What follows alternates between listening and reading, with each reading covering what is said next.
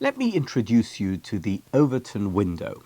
It sounds like something out of a spy thriller, but it's actually a brilliant way to understand how political and social change really happens.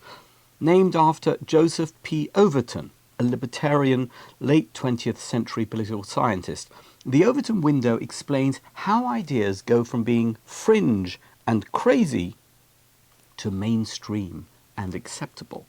Overton worked for the Mackinac Center, a right-wing think tank, and found himself constantly explaining to donors not just what think tanks do, but more importantly, what they don't do. Think tanks don't directly push policies. They shift public opinion.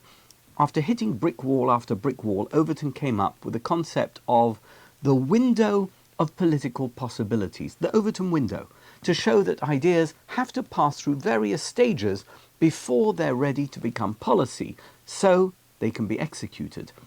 Here's how it works. New innovative ideas usually start off as unthinkable. In other words, way outside what society considers acceptable. If you bring them up in polite society, they'll be laughed off as ridiculous. But slowly, through debate and exposure, and a little bit of savvy marketing, ideas shift through stages. They go from being unthinkable to being radical, and then acceptable, eventually becoming sensible and then popular. And eventually, with a good tailwind, they might even become policy. Once the ideas come in from the cold extremes of unthinkable and radical, they make it into the Overton window of acceptable, sensible and popular, the latter being at the very centre of the window. That's the Overton window in action. Of course, there's a catch. When you push boundaries too far and too fast, society breaks down and chaos ensues. Sometimes trying to normalize extreme ideas doesn't lead to progress, it leads to disorder. History gives us plenty of examples. In the 1930s, radical nationalist ideas in Germany started small but quickly spiraled into the horrors of Nazism, when fringe ideas took over public discourse unchecked. More recently, we see how efforts to push the boundaries on issues like transgender rights in sports, particularly in allowing biological males to compete in women's events, have led to backlash and polarized reactions. What might have been an opportunity for thoughtful dialogue instead ignited cultural conflict, with people on both sides of the debate digging in their heels. When society stretches too far without considering the consequences, it risks creating precisely the kind of disorder the Overton Window warns us about. And, if we look back, this isn't a new concept. The Torah was already giving us cautionary tales about this thousands of years ago in Parshat Noach, with the stories of Noah's generation and the Tower of Babel. Both narratives illustrate what happens when a society tries to force destructive ideas into the mainstream without limits. Spoiler alert, it doesn't end well. Let's take Noah's generation. This was a society that had lost all of its moral bearings. Violence, theft and immorality became the everyday norm. They had stretched their Overton window until unthinkable and acceptable practically swapped places.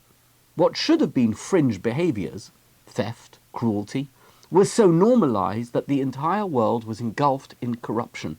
It was as if they had collectively decided that moral boundaries were passé, something they could shrug off without consequence. The Torah describes it succinctly, Vatimale haaretz chamas. The earth was filled with corruption. It wasn't a society living on the edge.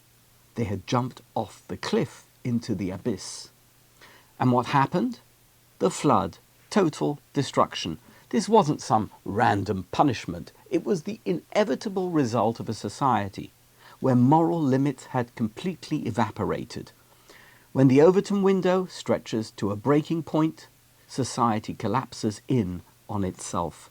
Noah's world shows us that without a foundation of shared moral norms, everything falls apart.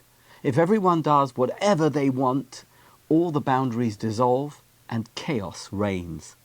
Then we have the story of the Tower of Babel. After the flood, humanity regroups. Instead of learning from past mistakes, they double down on their ambition, deciding to build a tower that reaches the heavens. Let's make a name for ourselves, they say, as if human greatness is something you can just declare into existence. The Tower of Babel wasn't just a tall building. It was a symbol of human overreach, an attempt to stretch the Overton Window into a realm where it no longer belonged. The problem wasn't their ambition, it was their arrogance. They wanted to control the heavens, to challenge the very order of creation.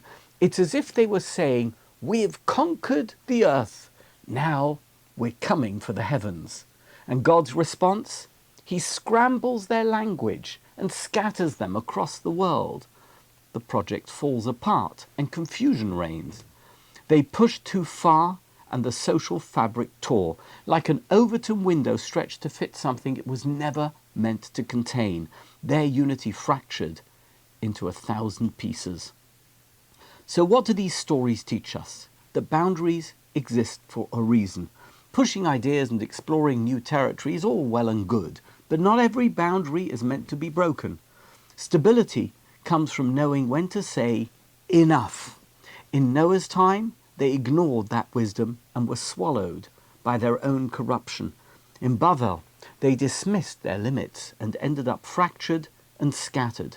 Both stories warn us that when society tries to push extreme ideas into the mainstream, the results can be catastrophic. It's easy in today's world to think that every new idea deserves a place in the public discourse and that every radical notion is progress, just waiting to happen. But Parshat Noach reminds us otherwise. Not every fringe idea belongs in the Overton window, and not every boundary should be blurred. Actual progress requires balance, moral progress without moral decay, ambition without arrogance, change with caution. The Overton window is a powerful tool for understanding how change happens, but it also shows us why restraint is essential. The lesson from Noah and Babel: when you push too far, you invite chaos, and sometimes the wisest thing we can do is remember that some boundaries are there for a reason. Maybe it's time we start paying attention to them.